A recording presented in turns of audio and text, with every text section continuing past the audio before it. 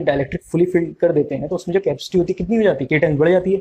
तो अगर के टाइम्स की कैपेसिटी बढ़ जाएगी तो डेफिनेटली एनर्जी भी कितनी टाइम्स हो जाती है, बढ़ जाती है।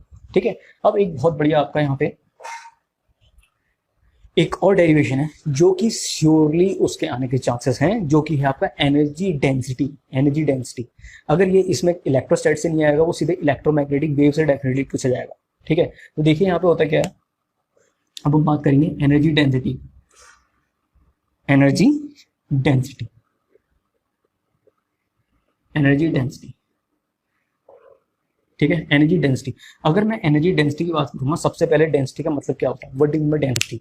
डेंसिटी का मतलब होता है किसी चीज को वॉल्यूम से डिवाइड कर देना, किसी चीज को वॉल्यूम से डिवाइड कर देना तो वॉल्यूम क्या मिल जाती है, डेंसिटी मिल जाती है। अगर मैं मास डेंसिटी की बात करूंगा तो जितने भी मासेस हैं, मास को मैं डिवाइड कर दूंगा किससे, वॉल्यूम से उसके, तो definitely will get the mass density. अगर मैं पॉपुलेशन डेंसिटी की बात करूंगा, whenever we deal population density, ठीक है, for specific location, for specific area, then what is population density? Population density is nothing but it is defined as the number of person over the surface divided by its surface area. अब यहाँ पे हम density नहीं करेंगे क्योंकि जो population है, जो पर्सन है, वो कहाँ पे सरफेस में डिस्ट्रीब्यूटेड है, ना कि उसके अंदर, उसके डेप्थ में।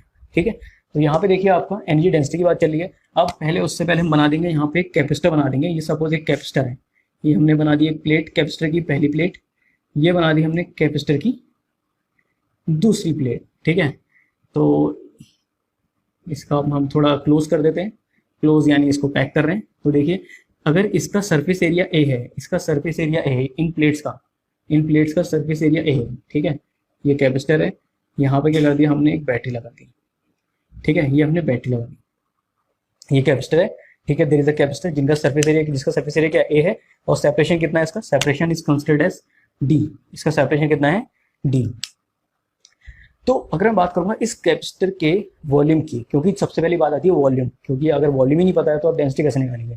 ठीक है, तो in order to calculate volume, क्या होता है volume, what is volume, volume is nothing but volume is given by जितना एरिया है, जितना सरफेस एरिया है, इनटू जितनी उसकी सेपरेशन है, जितनी उसकी सेपरेशन है। ठीक है, ये वॉल्यूम हो गया। ठीक है, A into D, D is a separation. तो ये मेरे को क्या मिल गया, इस कैपेसिटर का वॉल्यूम मिल गया। ठीक है, अब बात आती है एनर्जी कितनी होती है। एक तो इक्वेशन यहां से यूज करेंगे।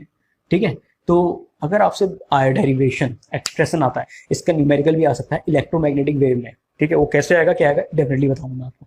ठीक है, तो यहाँ पे देखिए क्या हो जाएगा, इसका वॉल्यूम इतना हो गया। तो एनर्जी डेंसिटी क्या होती है, U D is defined as जितनी energy stored inside the capacitor divided by its volume V, divided by its volume V. तो बताओ एनर्जी डेंसिटी कितनी, यू कितनी हो जाएगी, यू हो जाएगी half of CV square. V क्या है यहाँ पे, पोटेंशियल, यहाँ पे ये आपका पोटेंशियल को मैंने कैपिटल वी से कर लेते हैं, कैपिटल वी से। ठीक है, ये स्मॉल वी है वॉल्यूम, ये स्मॉल वी कर लेंगे, ये हो जाएगा। और वॉल्यूम कितना हो जाएगा, this is volume, this is area into separation. अब बात आती है कैपेसिटेंस होता कितना है फिजिकल पैरामीटर के रिस्पेक्ट में। फिजिकल जो पैरामीटर्स है, एरिया और आपका इसका सेपरेशन कितना होता है बताओ। इसकी वैल्यू होती है कैपेसिटेंस की epsilon not a upon D. ठीक है, हम ऑलरेडी डील कर चुके हैं what is the value of capacitance in terms of physical parameters. In terms of physical parameter capacity कितनी होती है, कैपेसिटर की वैल्यू कितनी होती है, उसकी वैल्यू जो होती है कितनी होती है, एप्सिलॉन नॉट अपॉन डी। और सेपरेशन कितना हो गया यहाँ पे, हाँ वी क्या हो गया, ये आपका पोटेंशियल का square upon area into D. Area से एरिया हम यहाँ पे कैंसिल आउट कर देंगे, एरिया से एरिया आपका कैंसिल आउट हो गया। ठीक है, अब क्या करेंगे, अब हम क्या करेंगे, अब हम यहाँ पहले रब करेंगे, रब कर दिया हमने यहाँ पे। ठीक है, ये हमने रब किया यहाँ पे। अब देखिए यहाँ पे, अब यहाँ पे इसके अक्रॉस एरिया से एरिया कैंसिल आउट हो गया, यहाँ पे कितना मिल जाएगा आपको, हाफ ऑफ एप्सिलॉन नॉट। ठीक है, ये कितना, इसे कैंसिल हो गया, ये आपका हो गया एक वी स्क्वायर, पोटेंशियल का स्क्वायर, डी इंटू डी कितना हो जाएगा, डी स्क्वायर।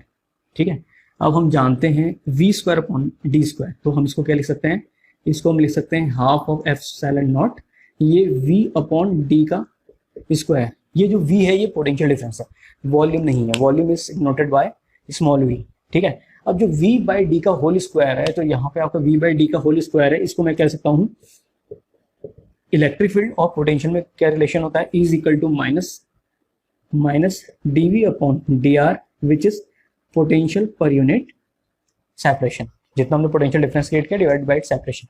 तो बताओ कितना हो जाएगा यहाँ पे, इसको मैं लिख सकता हूँ ई, तो बताओ कितना हो जाएगा, half of epsilon not E square. ये आपका आ गया यहाँ पे एनर्जी डेंसिटी।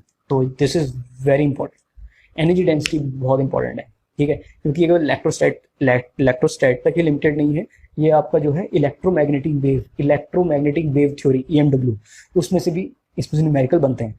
अब वो कैसे बनते हैं वो अभी बताता हूँ, पहले आप इसको नोट कर लीजिए, ठीक है, बहुत इंपॉर्टेंट है, इसमें स्टार लगा लीजिए। इसका आपका जो डेरिवेशन है इसका एक्सप्रेशन डेफिनेटली पूछा जाएगा, ठीक है।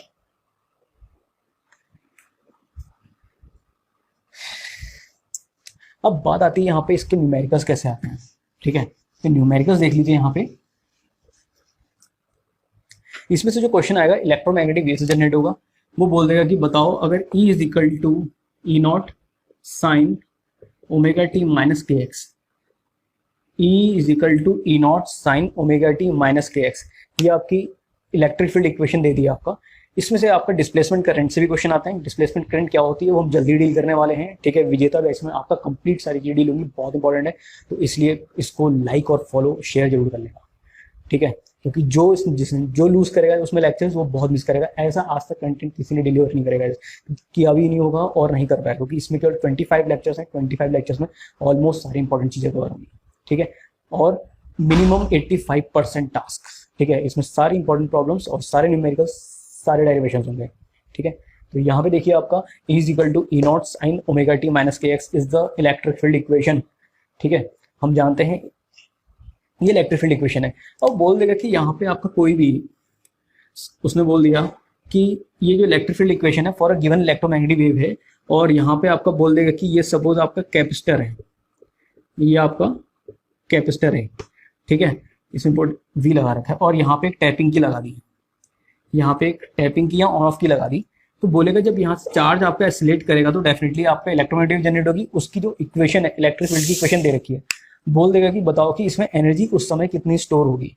तो वहां पे आप क्या करेंगे, जो यहाँ पे E है, यहाँ पे E को आप क्या लेंगे, जो इसका मैक्सिमम एम्पलीट्यूड होगा, जो यहाँ पे मैक्सिमम एम्पलीट्यूड होगा उसकी वैल्यू आप यहाँ पे सब्स्टिट्यूट करेंगे, ना कि इस इक्वेशन को पुट करेंगे यहाँ पे, ठीक है, वरना वो आपको एनर्जी इक्वेशन मिल जाएगी। एनर्जी इक्वेशन नहीं पूछी हुई, उसने कहा कि जब भी आपका चार्ज एसिलेट करेगा, whenever charge will oscillate in between the charge plates, what will be the value of energy stored inside that system? It will be तो जो इसकी वैल्यू हो जाएगी एनर्जी डेंसिटी की, वो हो जाएगी हाफ ऑफ एप्सिलॉन नॉट, जितना आपका इसका एम्पलीट्यूड है, जितना इसका एम्पलीट्यूड है, ई नोट को रख देंगे यहाँ पे, तो यहाँ पे इसकी वैल्यू निकल के आ जाएगी, ठीक है। तो ये आपकी एनर्जी डेंसिटी हो गई in case of electromagnetic wave, ठीक है। तो इस बैच को डेफिनेटली ज्वाइन कर लीजिएगा, बहुत इंपॉर्टेंट है, और टारगेट मिनिमम 85 का है, और श्योरली आएंगे, जो इसको फॉलो करेगा वो पक्का आएगा, ठीक है। Wish you good luck.